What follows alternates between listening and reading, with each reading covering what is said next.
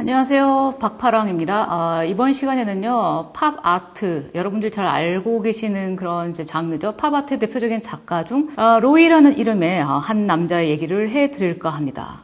때는 1923년 뉴욕 맨하탄이고요. 아버지 밀튼은 굉장히 성공한 부동산 중개업자였어요. 한 10살 무렵에는 방이 7개짜리 아파트로 이사 가는데 바로 이 시기가 1929년 경제 대공황 여파로 굉장히 전 세계가 어려웠던 시기입니다. 그럼에도 불구하고 잘 나가는 아버지 덕분에 이제 풍족한 생활을 할 수 있었었죠. 17세의 소녀는 이제 예술가가 되기로 결심을 했고요. 그리고 대학을 갑니다. 어디로? 오하이오 주립대학으로 가게 됩니다. 웬 오하이오라는 생각이 들죠. 왜 맨하탄을 놔두고, 집도 맨하탄인데, 왜 이렇게 오히려 맨하탄에 비하면 좀 시골인 오하이오로 갔을까라는 생각이 들 텐데요. 지금은 뉴욕이 문화예술의 수도라고 불리울 정도지만, 1939년, 40년만 해도, 그렇지 않았습니다. 잭슨 폴록으로 이제 잘 알려진 추상표현주의가 등장하기 전이고요. 따라서 딱히 문화예술과 관련해서 이제 두각을 드러내기 전에 뉴욕의 상황이었습니다. 그럼에도 불구하고 대도시가 낫지 않나? 왜 오하이오 주립대학을 갔었을까? 부모가 차마 이제 아들이 예술가가 되겠다라는 그 꿈을 막지는 못했지만 교직 이수할 수 있는 곳, 그러니까 나중에 졸업하고 나면 선생님 할 수 있는 곳이 어떠냐라고 어드바이스를 했고 그걸 이제 받아들여서 실기 수업 플러스 학위를 주는 이제 이 주립대학을 가게 됩니다. 실제로 이후 화가가 된 이후에 긴 시간 동안 대학 강사로 이제 먹고 살았는데요. 하지만 1943년 이제 미국도 2차 세계대전에 뛰어들죠. 그래서 징집당합니다. 육군으로 이제 당해서 3년간 복무를 하는데요. 이제 이 복무 기간 중에 유럽, 그러니까 독일과 프랑스, 벨기에 이제 이런 쪽을 이제 다닙니다. 그리고 마침내 45년에 전쟁이 끝나자 바로 미국으로 돌아오는 대신에 독일에서 파리로 가죠. 파리로 가서 잠시 동안이긴 하지만 프랑스어 그리고 프랑스 문화사에 대해서 이제 공부를 합니다. 3년간 이제 복무한 탓에 그 제대 군인 원호법 이런 혜택이 있어서 이제 덕분에 대학도 졸업합니다. 여기서 한 가지 좀 살펴볼 게 이 당시에 그러니까 45년 6년이죠. 그러니까 이 당시에 대학 졸업자가 없었어요. 미술은 더 했겠죠. 그래서 아주 드물게 대학을 졸업하고 학사 학위를 받았는데 여기서 더 나아가서 석사 학위까지 취득을 합니다.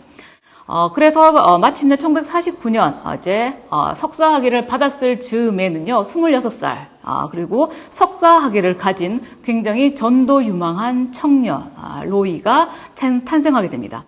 이후 한 10여 년간 이제 대학에서 학생들을 가르치면서 뉴욕주의 나중에는 뉴욕주의 한 대학에 이제 조교수로 임용되기도 합니다. 자, 그렇다면 이제 슬슬 예술가로서의 로이에 대해서 살펴봐야 될 텐데요. 1949년 당시 미국 미술계의 상황을 좀 살펴볼 필요가 있습니다. 혹시 머릿속에 떠오르는 그런 작가 혹은 사조가 있으신가요? 네. 바로 이제 추상표현주의가 이제 등장을 하죠.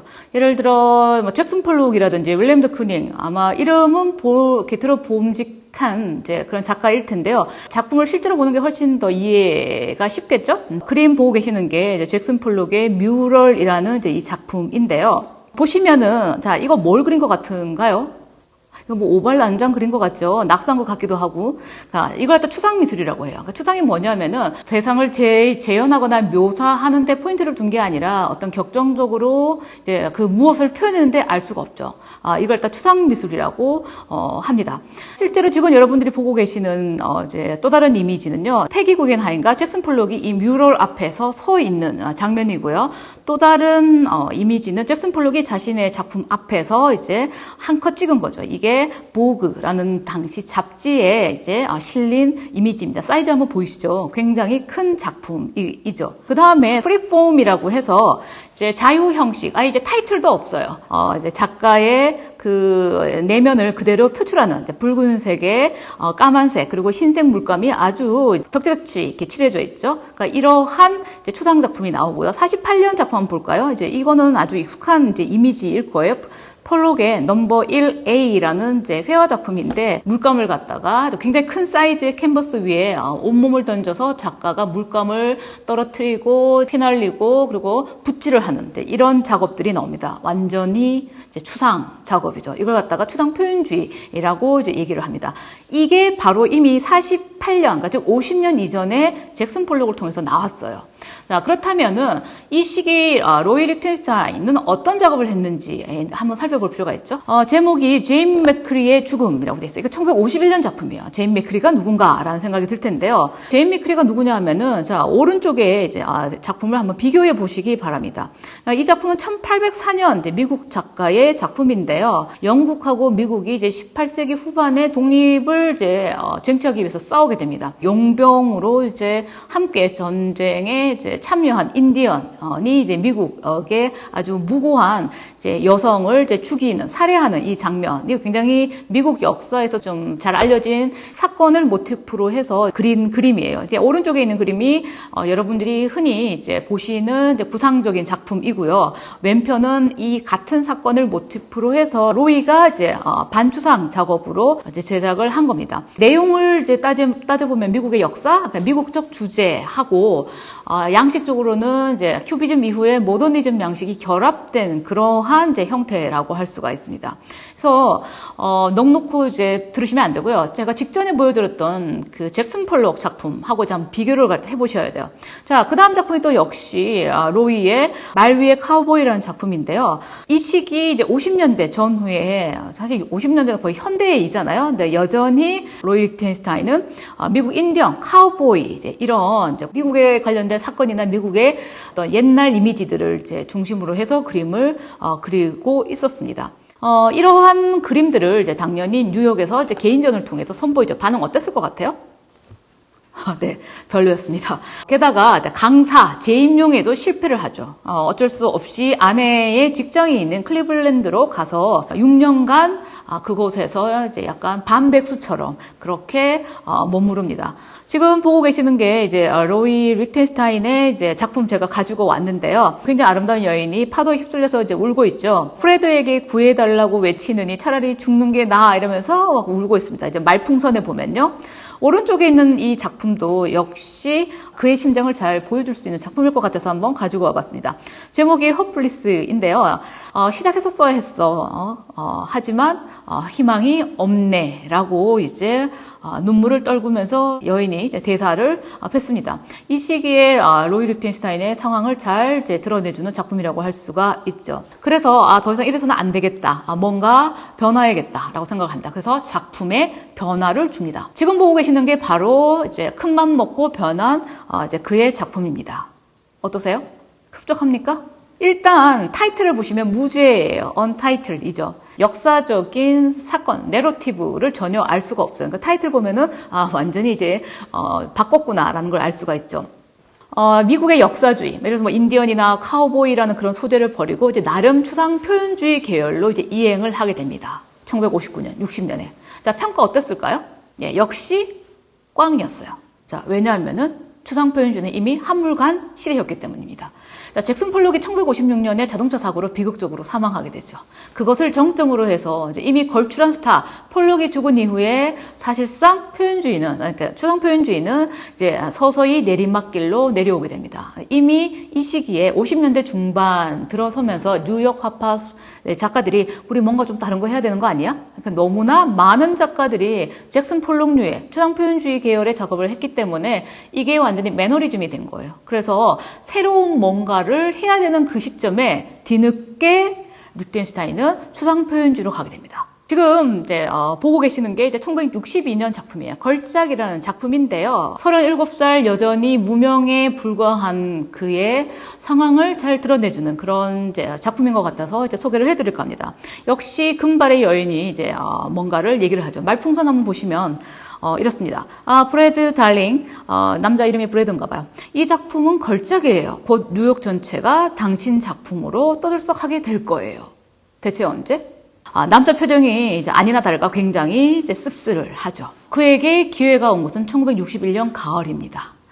동료 교수였던 엘렌 캐프로가 이제 소개를 하죠. 뉴욕에 있는 굉장히 유명한 갤러리, 그러니까 레오 카스텔리 갤러리의 디렉터를 이제 다리를 놔서 그 사람 한번 찾아가 봐라 이렇게 얘기합니다. 작품을 들고 가죠. 새로 한 작품. 그리고 몇 주 후 리텐스타인은 레오 카스텔리 갤러리의 전속 작가로 합류를 하게 됩니다. 탄탄대로가 시작되죠.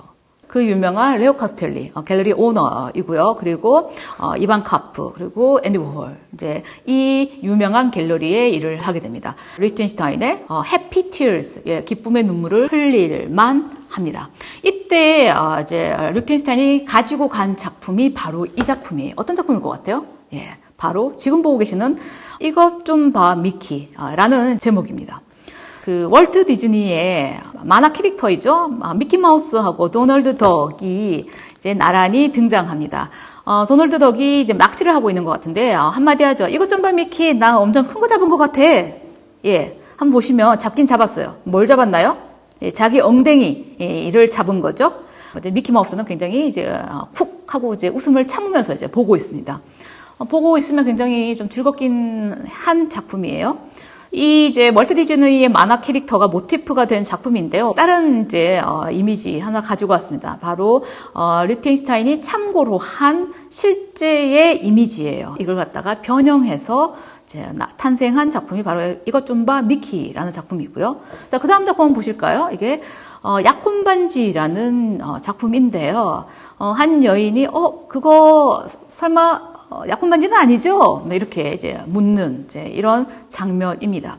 자, 이 작품 우리가 흔히 이제 리히텐슈타인 작품으로 잘 알고 있는 이미지들이에요. 자, 이 시기에 제작된 이제 대표작 하나 이제 빠뜨릴 수가 없죠. 물에 빠진 소녀 1963년작인데요.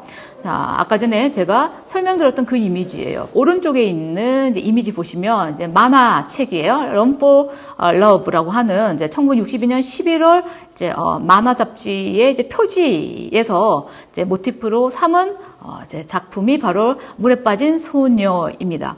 근데 그 직전에 보셨던 그 약혼 반지랑 비교해 보면은 이 물에 빠진 소녀 훨씬 더 이제 세련된 방식으로 이제 그의 조형이 진화했음을 알 수가 있죠. 그러니까 61년 작품하고 2년 후에 물에 빠진 소녀 비교를 해보면은 이 사람이 어떤 식으로 이제 발전되는지를 알 수가 있습니다. 그러면 여기서 한 가지 우리가 생각을 해볼 필요가 있어요. 도대체 레오 카스텔리하고 이반 카프는 이 만화를 그린 거에서 도대체 뭘 봤길래 그를 전속 화가로 이제 뽑은 걸까요? 언뜻 지금 작품 보시면은 어떠세요? 느낌이? 그냥 순수하게 아무런 선입견 없이 한번 보시기 바랍니다. 재밌고 덜 진지하고 심오하지 않아서 좀 가볍죠. 부담스럽지 않다는 거죠. 그리고 형태는 어때요? 단순하고 컬러풀하고 이걸 갖다가 상업적 약식이라고 하는데요. 일반적인 이제 파인아트 미술은 굉장히 디테일하게 표현을 해야지 잘 그렸다라고 이제 하죠. 하지만 이 그림들은 만화가 그러하듯이 굉장히 심플하게 컬러풀하게 잘 그려져 있습니다. 중요한 것은 이제 바로 이 부분이에요. 만화라든지 광고 이미지를 순수 미술, 자신의 회화의 원천으로 삼았다라는 게 주요한 포인트라고 할 수가 있습니다. 이전에는 없었거든요. 그러니까 만화나 광고는 그냥 소비되는 것이에요. 그러니까 미술이 아니라 그냥 싸구려, 그리고 사람들이 흔히 이제 쉽게 보고 버리는 것, 그리고 대중적인 것, 이제 이런 것이죠. 하지만 이 만화나 광고, 이전에는 파인아트, 이제 미술관 가서 볼 수가 절대 있다고 생각하지 않았던 이러한 소스를 자기 작품 안으로 끄집어 들어온 것, 이것이 굉장히 이제 참신했다라고 할 수가 있습니다. 새로운 유형의 이제 회화가 등장한 거죠. 도덕적이고 뭔가 이제 건아한 이제 철학이 있어야 될 것 같은 이런 미술 대신에 유한하고 싸구려틱한 광고와 만화 같은 대중문화를 이제 대치를 시키죠. 이로써 대중미술, 그러니까 파퓰러 아트, 줄여서 팝 아트가 출현하게 됐다라고 할 수가 있습니다. 여기서 이제 한 가지 기억해야 될 것이 있습니다. 그의 이전 작품 어땠어요? 60년까지 어떤 작업을 했었나요? 예. 기억 안 나시는 분들을 위해서 제가 이제 띄워드리도록 하겠습니다. 자, 왼쪽에 미키마우스가 있고요. 오른쪽에 그가 60년까지 했었던 작업, 추상표현주의 계열의 작업이 이제 비교를 할 수 있게끔 나란히 띄워드렸어요. 어떠세요? 이런 의문 들지 않으세요? 어떻게 갑자기 이토록 드라마틱하게 작품이 변할 수 있는가? 이런 극적인 변화는 자가 발전해서 얻을 수 있는 깨달음으로는 도저히 불가한 영역이죠. 왜 이런 작품을 하게 됐을까? 왜 이 작품이 도대체 이전의 작품하고는 뭐가 어땠길래 유명하게 되었는가? 이 작가는 왜 갑자기 이런 작업을 하게 됐을까? 이런 것들을 꼼꼼히 살펴갈 필요가 있습니다. 이게 미술작품에 접근하는 자세 혹은 원리라고 할 수가 있겠죠. 네, 회화란 무엇인가? 그림을 통해서 내가 뭘 얘기하고자 하는가? 이런 근원적인 방향이 아예 바뀌었다는 얘기예요. 그림은 그 작가의 어떤 예술론, 작가의 작품론이 그대로 드러나는 하나의 증거라고 할 수가 있습니다. 그러니까 그 그림을 보면 이 사람 뭘 갖다가 얘기하고 싶어 하는지, 이 사람한테 미술은 무엇인지를 알 수가 있어요. 그러니까 이렇게 작품이 완전 바뀌었다라는 거는 이 사람의 기본적인 미학, 그 전에 가지고 있던 작품에 대한 생각 자체가 완전 바뀌었다라는 그런 것을 이제 의미합니다. 여기에 대해서 리트겐슈타인은 이렇게 얘기해요. 완전히 자포자기했습니다. 2세대 초상 표현주의자들 사이에서 자기한테 남은 자리가 없었습니다. 이렇게 얘기합니다. 또 다른 얘기도 덧붙이죠. 나는 어떤 게 예술이고 어떤 게 예술이 아니냐라고 하는 그 구분 짓는 기준이 굉장히 늘 궁금했다. 왜 만화는 광고는 미술이 아니냐라고 이제 얘기하는 거죠. 이제 이렇게 되면은 이제 만화나 광고 이미지를 가지고 작업을 한 본인의 작업을 이제 굉장히 이제 정당화하는 그런 질문. 되게 그럴듯하죠? 근데 왜 갑자기 1961년이 되어서야 그러한 생각을 하게 됐느냐? 이게 중요해요. 그러니까 특히나 이제 미술의 영역이 아니라 아예 그 미술의 영역에서 아직 벗어났어요. 순수 미술의 맥락이 아니라 전혀 다른 장르를 이제 작업으로 가지고 들어온 거거든요. 완전히 이전에 없었던 새로운 영역이 이제 시작이 됐다. 이건 혁신이죠. 37살 때까지 무명이었던 이제 한 작가가 어떻게 해서 이제 팝 아트를 대표하는 작가가 되었는지를 이제 설명해 드렸는데, 이제 그 다음에 만약에 기회가 된다면 이제 당시 같은 소재를 가지고 또 다른 경쟁자가 하나 붙었죠. 그의 이름은 앤디 홀. 앤디 홀을 물리치고 이 리텐슈타인이 만화를 이제 모티프로 한 작업에서 이제 독자성을 인정받기까지 뭐 스토리 같은 것들을 갖다가 이제 알려드리도록 하겠습니다. 자, 오늘은 이제 여기까지 하겠습니다.